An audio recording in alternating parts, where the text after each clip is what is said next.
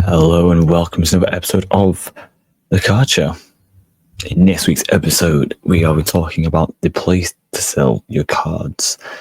Having the National just happen, and I don't want to say a lot of hype, but a lot of. Let me just turn this light on for those who are watching. 1 second.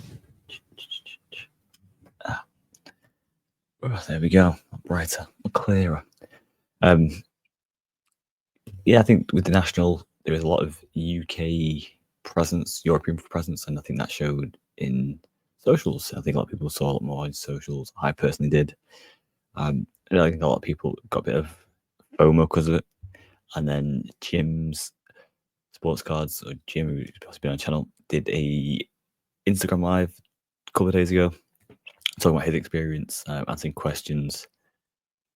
So, with last week's episode, sort of helping beginners sort of grasp a few things. It went down well, which thank you guys for listening and commenting, sending messages. But one I always do get quite a lot is about selling where to sell. I'm a massive proponent of eBay, but we'll go through sort of the three major of sort of card shows, eBay, sort of online stores, because ComC, but also ComC do sell on eBay. There's like MySlab on there as well, and obviously the sort of faster in respects, sort of your whatnots or your Instagram are going on, so just posting Instagram stories, going on Instagram live, or again going on whatnot, jumping on whatnot and either selling yourself or consigning them. And we'll sort of touch on consignments as well, because obviously you can do consignments to eBay, and again sort of what ComC do as well, COMC do. And there is with certain sort of US shippers, if you just have cards in the US, you can do like box to box sales, because they'll do a marketplace on there. But we'll get into that in a short while. But without further ado, let's get into it. So then, let's get into it. We don't want to bore you too much with stuff you may already know. And for people who don't know, let's enjoy the ride, right? I'm a big proponent, I'm a big fan, and I do a lot of my sales through eBay, sometimes through a consignment through eBay. It didn't matter as much with consignment when there was eBay fees, because usually the consignments, if they were good consignment, they had a good rate of eBay anyway. So it's quite low. So the amount they added on, whether they got extra 10% on top of that sort of thing, they would always sort of, charge you an X amount. So they'd probably say, they'd still say you're covering eBay fees and here's our fee sort of thing. But it was usually a percentage wise where it was like a 15% of your total profits, whereas eBay was at time was like it was 10. So they were probably getting a better deal. So they were coming in quizzing. If we got a 5% deal to eBay, and they were pocketing 10% for themselves for the card. So that's obviously how the business keeps going, right? So the 15% that I was losing, the extra 5% of me not doing it on my own eBay, at the time wasn't really a major thing. But now eBay don't really do fees like that. It's more of a buyer protection, and the buyer pays a little bit extra. It has made me go on my own eBay a little bit more. It's a lot more difficult at the moment because of the one, because of the buyer fees. The price they see is not the price you put. It's so you might put it sold for £100, they will then be listed for 110, I think it is, or 105, because of the buyer protection fee that adds on. It's like a percentage. So that's one thing to put in consideration. Your price isn't the price. And we have people message saying about comps, like, oh, that's above comps because comps exist. I'm like, yeah, so I've listed it for pretty much I'm around comps. And then obviously with buyer protection fee and postage, it's also gone to like £15 more. And like, oh yeah, never mind. So that's something to bear in mind with the, and obviously if you're trying to sell to America at the moment, especially, the import tax are going in. UK, I think we're at 10% at the moment. I've not checked for a while. But yeah, I think that's just my experience so far with eBay. I've not had to sell anything to America because of this. They were off, last time I checked just a few days ago when someone messaged about something, they were off the global shipping program as well because of this. So that's something else to bear in mind. But the reason I'm a big fan, proponent of eBay, is because the most eyes is the most well-recognized sort of platform. I know there's like obviously newer ones, but ones that popping up to people who are selling like Vinted, Depop, that sort of stuff. I found I've never bought cards off there, but I found other things off there. I don't know if the infrastructure is as good and the support is as good, but yeah, that's what I'd say on that one. So I'd stick with eBay. I want to mainly talk about eBay because it's where I do most of the business, what I know better of, and that's where I'm a big part of. That's my number one because again, it has the most eyes. The difference of using the consignment company over going on your own is if you're just starting out and you have some decentish cards, or cards you want that are a good price, people may be a bit skeptical. So the bids might not come in. People might not be willing to be at your buy it now price. They might want to try and knock you down because they have a bit less trust. Don't know. The plus side is to 250. I think it is 250. I don't know if it's dollars or pounds. I don't know. It's definitely $250. I don't know if that translates to £250 or they're going to do it less of pounds. There is the authenticity guarantee. It's one plus side. But again, if your cards aren't that expensive, if your cards are a bit lower, and people may just feel a bit more skeptical because of low feedback sort of thing. Consignments, a lot of people will save consignment sellers and get sort of having notifications when the cards come up, or I don't know if they still do. We used to do like a weekly or something like a weekly auction, and would just sort of send the cards that are coming up weekly to end the following week sort of things. He had a week to sort of look through the stuff. So that's everything. But again, what I'll find is a lot of people will actually just search for the player, the card. So more often than not, your card will come up.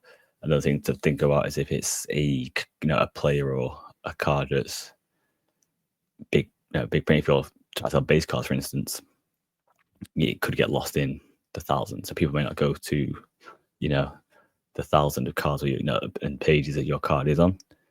So then you get into the battle of, are they going to do, and they're going to search for ones that are ending soonest, are the ones new listed, are you going to look for the ones lowest price listed, that sort of stuff. So a lot of things to consider when it comes to eBay.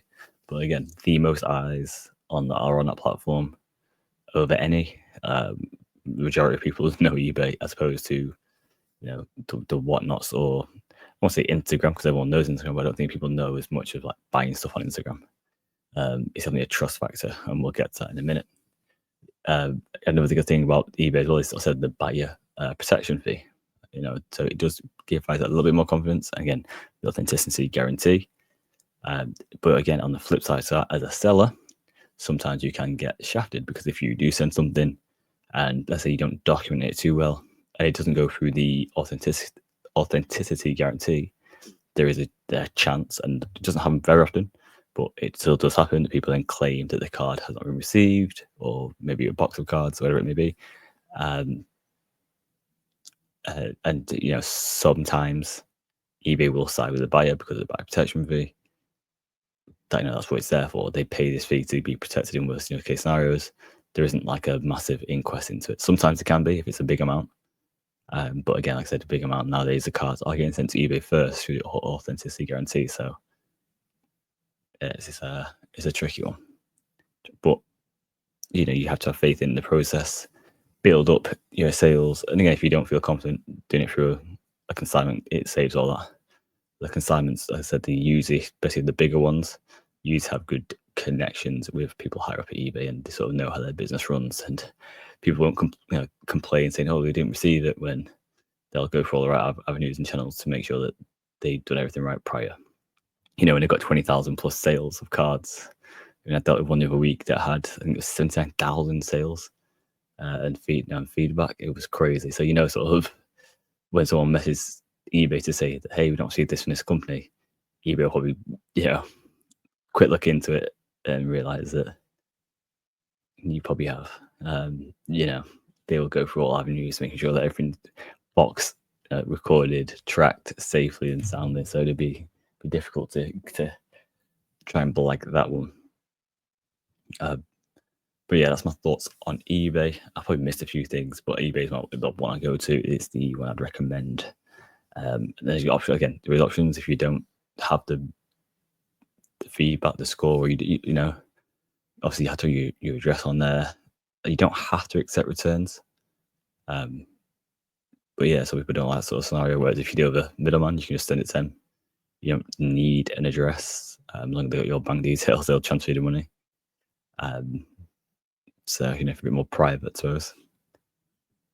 Okay, I had another thing with consignment is, again, if you, similar to myself, if you deal with American sports, NFL, NBA, and you're buying cards from America, instead of them having to come over to UK, if you tend to send back to US to your consignment store, and you can have them sent to your US locker and have them sent from the US locker to your consignment store, or pretty sure you probably get it sent to your to certain consigners. I know some don't have like a locker section, but some will. You'll be able to put the address is in their address you're sending it to with the code that to the no shores. We had it prior. That makes sense. So you sort of win the card, put your request in to the consignment company and send it off to them with the right details and get it sent off to them. But yeah, and again, it cuts out the minimum, right? Saves some time. I mean, that being first in the market, has a big boost on cards. We've seen that historically. If you want that sort of data, your fingertips, so make sure you head over to marketmoviesapp.com. Use the code Mahomes. You get a 14-day free trial and 20% off any package you choose for life. Just saying, it's really good for looking at data, looking at cards that you think could get a big boost at certain times, whether it's performance reviews, whether it's just beginning of the season hype, whether it's the lulls at Christmas time because we want money for Christmas presents and they want to try and get out cards quick. But yeah, back to the scheduled program. Next, we'll talk about card shows. Obviously, again, with the National, the hype there. London happened at the weekend of this recording. It's obviously finished now because this is late on Sunday.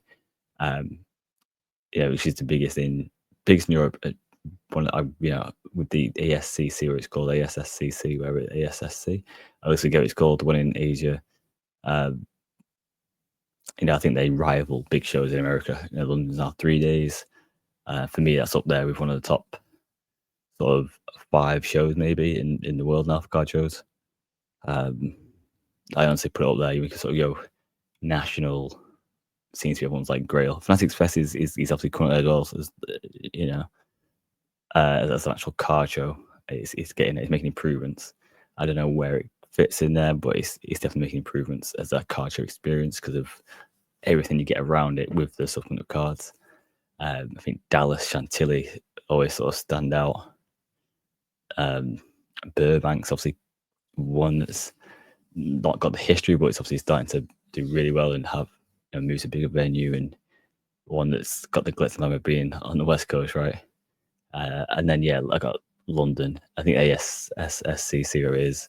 I think we're lucky now because we're getting a lot more popping up in Europe, which is, as an Englishman, it makes it's like nice sort of trip away to Italy and Portugal, Spain. Having quite a few now. I mean, one was in Barcelona. Literally, it was in Barcelona, right near the hotel I stay at as well. In Barcelona, I used to stay at the same hotel. I can stay in 2 different hotels. I've been in Barcelona. I've been a few times.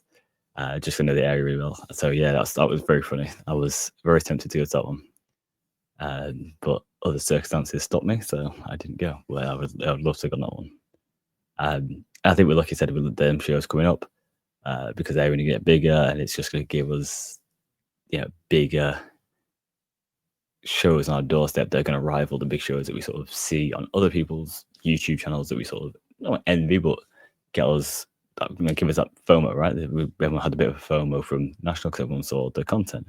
Everyone sees Dallas content, gets a bit of FOMO. Chantilly gets FOMO. So we'll see London card show footage over the next few weeks from people, and we'll have FOMO didn't go, right? So it's just how it is. I think we're going to see more and more of that and feel more and more of that. And I think it sort of helps because then people want to go more, and then we go to more shows, and then shows get bigger, more people come, and that influences more people, right? So card shows are great for that sort of thing. The downside to selling a card show is obviously the money you have to spend to, 1, get to the card show, 2, potentially stay over the card show, and 3, have a table. I'm going to talk about it from a vendor point of view, just for finances. And obviously, I don't want to say it's cheeky going to a show trying to sell, because you'll see tables that will say that they openly buy, sell, trade. And not everyone who has a table is only strictly selling. Some people do. They have a table and you go to them, are you interested in buying? And they'll say no. They may want to trade, or they may just want to try and get some cash in one day and then buy a second day, sort of thing. So it is one of them. But as a typical vendor point of view, yeah, if it's, you can, let's go, if you're lucky and your local show, you may not have to pay for trains. You may just be the petrol in your car, for instance, it may cost you a tenner. You don't need a hotel because it's your local show, right? So that's what's plus. Table can cost you anywhere from £70, maybe more, maybe less. Let's just average it £70. So straight away it's £70. You spend, none of these sort of fees with eBay, right? You don't lose anything. You're not starting at a minus point for the day. You start on eBay 0, and then you list your cards, it's still 0. It sells. It used to be a fee to pay. Now not so much, right? Now it's the buyer's protection. Maybe shipping is your issue. So you're at £70. So you have to try and find this £70. So you send cards, and your margins are going to be here, there, everywhere. On cards, you're going to hope that you have cards that you do have big margins on, obviously, and the comps aren't too bad. Maybe you'll get food today, if that's certain, if you want. The plus side to it is obviously you get the cold hard cash, right?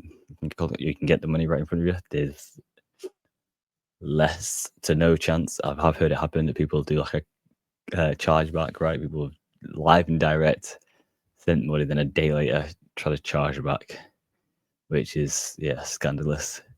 The stuff we talked about before on eBay getting scammed, it's obviously a lot less. I mean, it says it does kind of happen. I don't know how that actually chargeback thing works. I do think the person who put the chargeback in didn't win that case. I'm hoping anyway.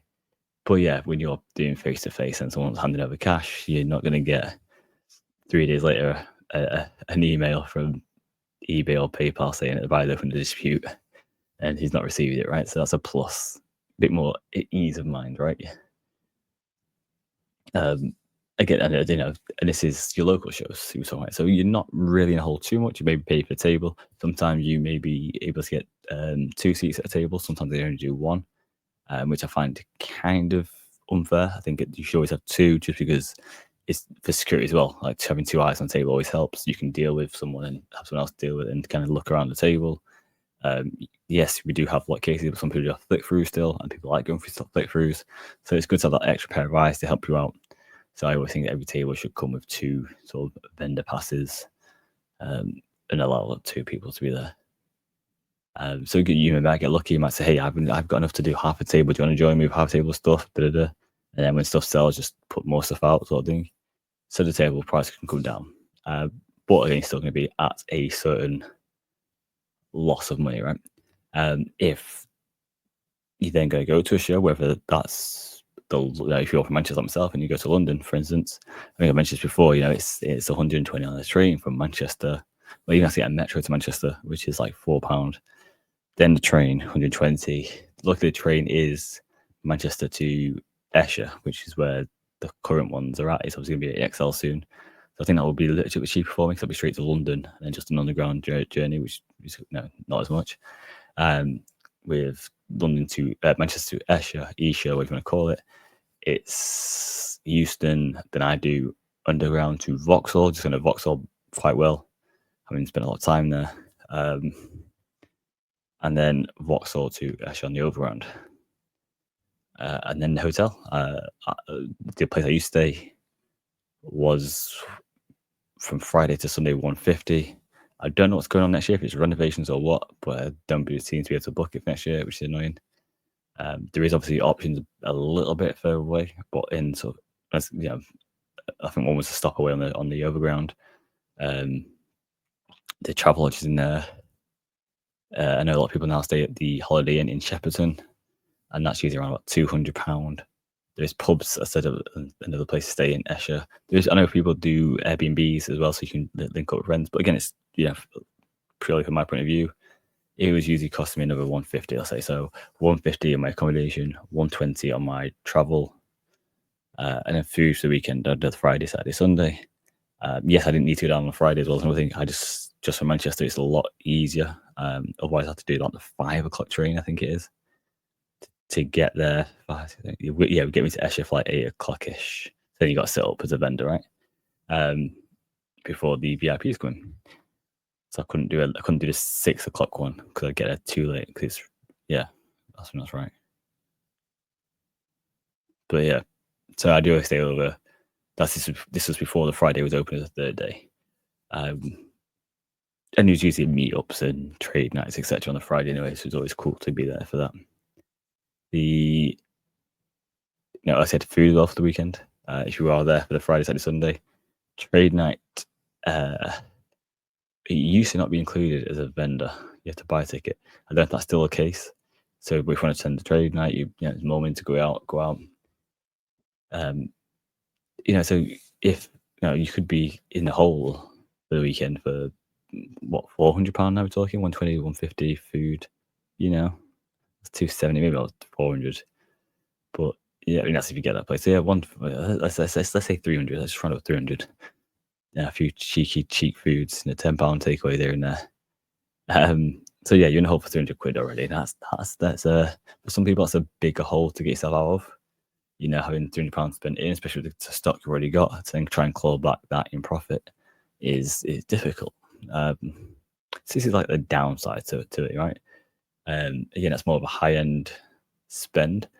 Yes, it could be higher if I was to go to the Lisbon card show. If I was to go to Chantilly, I talked about before, if I was to go to the National, God knows how much it would be to get a table if I could even get one.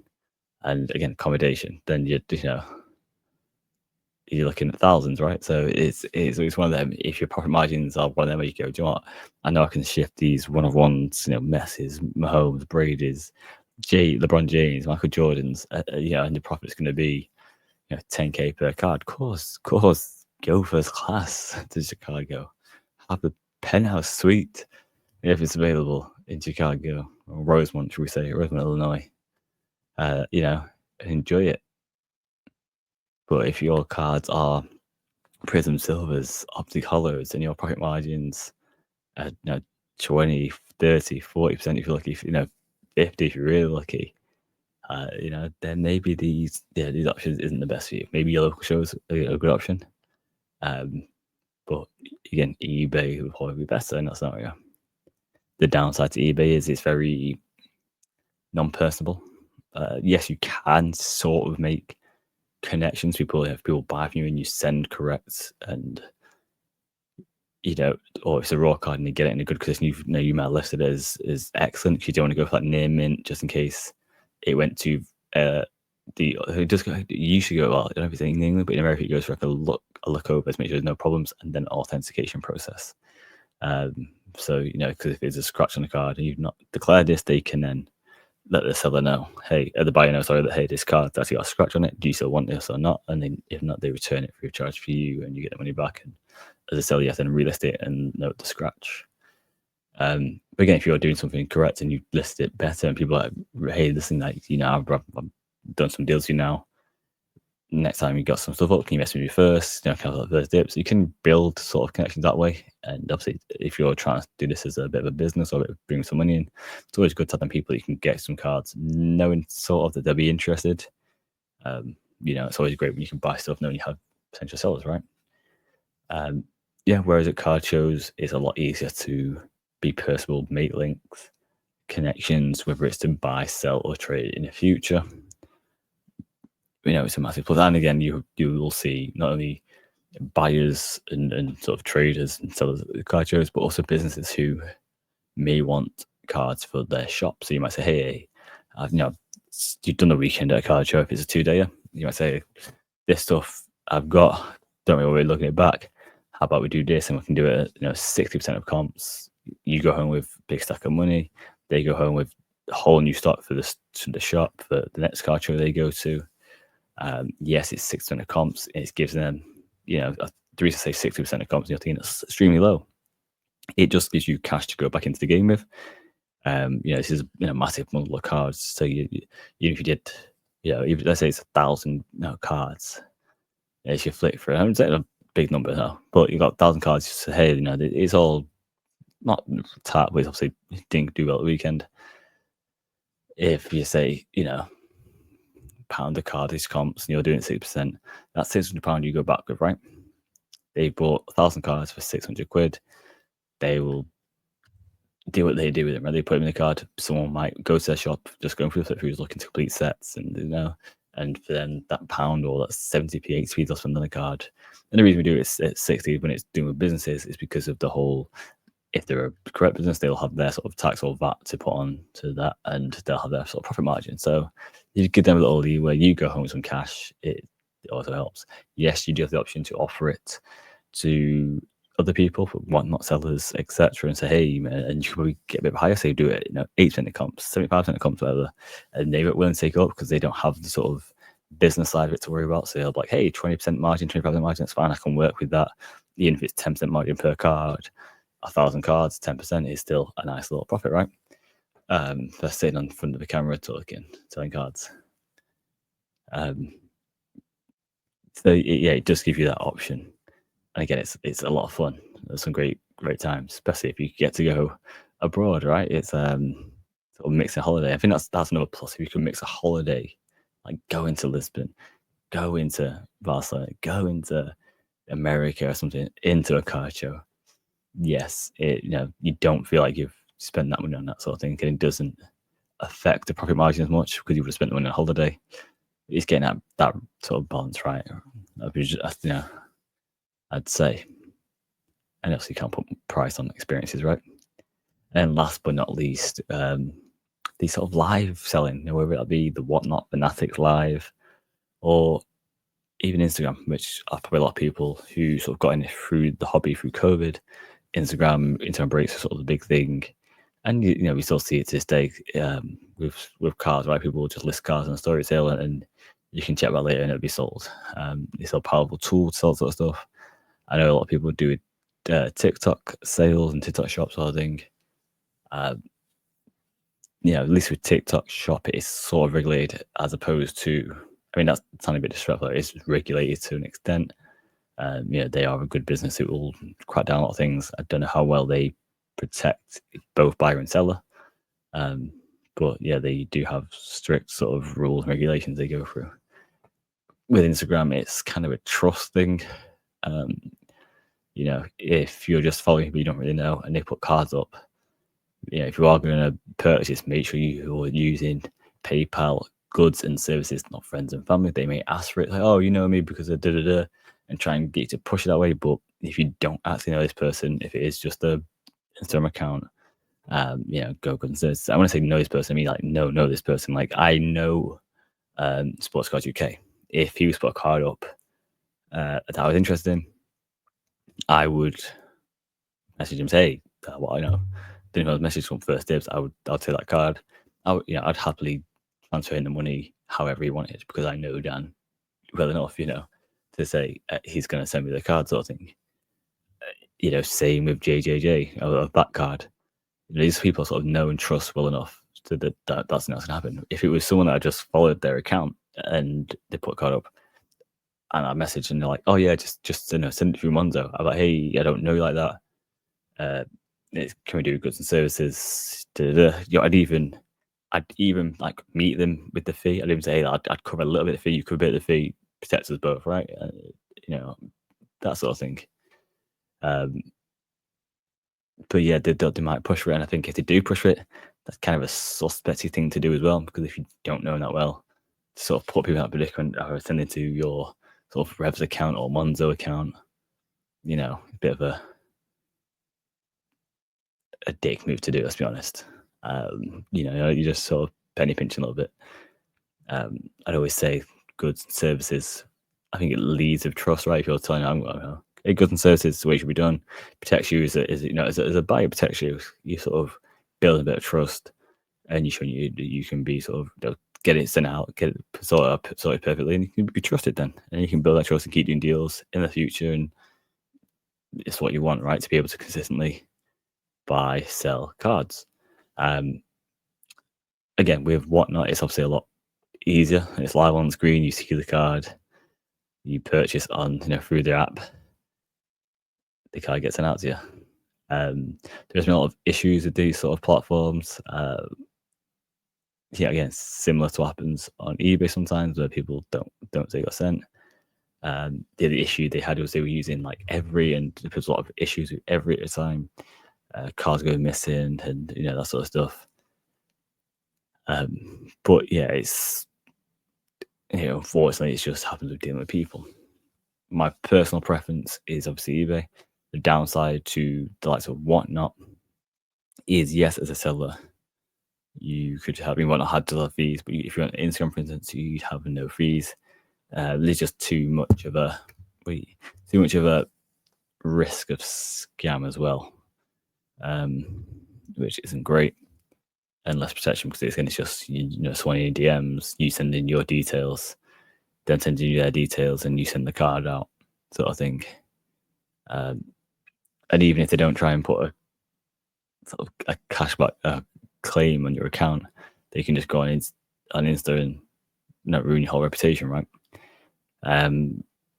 So yeah, that's never good. Then if you want to try and move cards, is it someone's bought from this person, look up and didn't send it, and that you did do everything right. You just you can upload a tracker and say it got delivered, and they can just be like, no, never. You put the wrong address, and this that the other. It's a difficult game. It's a difficult game. Again, it's why I prefer eBay. I always say, make sure you document the process of getting the card, a picture of an envelope, whatever it may be, a cardboard box with the address on it. eBay will do like an eBay sort of, not link, but eBay sort of notification, like a, I can't think what the word would be. We will like eBay and like JYZ264. It's like an eBay identification, but there we go. Make sure that's bold and clear to see.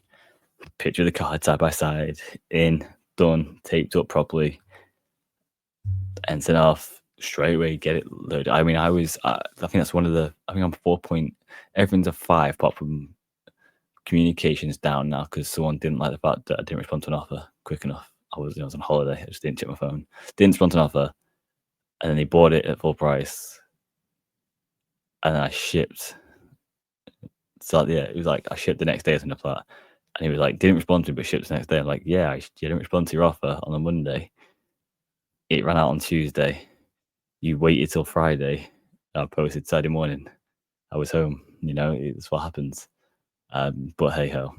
But yeah, the other thing is the postage price. I do have a slightly higher postage price usually because I'll always send first class signed for or recorded signed for because of depending on the price of the card.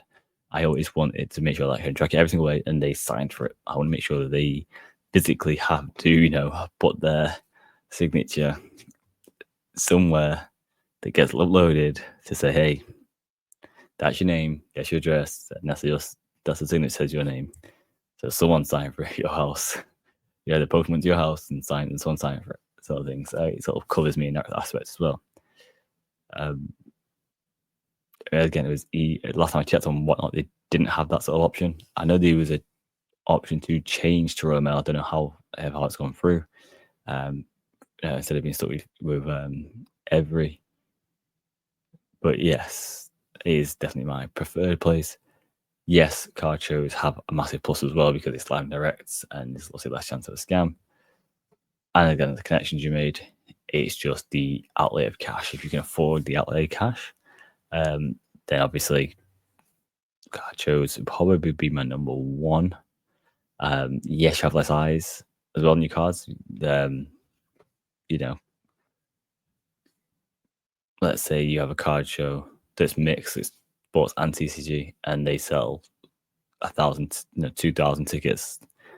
Not 2,000 people are interested in sports, and not 2,000 people are interested in your sports. If you do NFL, NBA, you may have a smaller target audience. If you do soccer, you might have a smaller target audience. So it's one of them. Whereas if you listen to a certain player and a certain team or a certain set on eBay, people just search for it. People search for that player who won it. People search for the team. They want to collect for the team. People search for sets who want to do sets and that sort of stuff. So be why I choose eBay. I don't think, and even with eBay doing live, I don't think there'll be much challenging eBay in that respect for me. And yes, if you have big cards, there is the option of like Golden, because of what they do publicity wise. There's a lot of eyes on it, and they always seem to get very good prices for big cards. But yeah, that is how I feel about selling your cards. I hope this helped. Let me know if you think I missed something. Let me know if you think I'm wrong. I'm all ears. And yeah, let's have a good week. That's all I can say. Hope you enjoyed it. Take care, guys. Peace.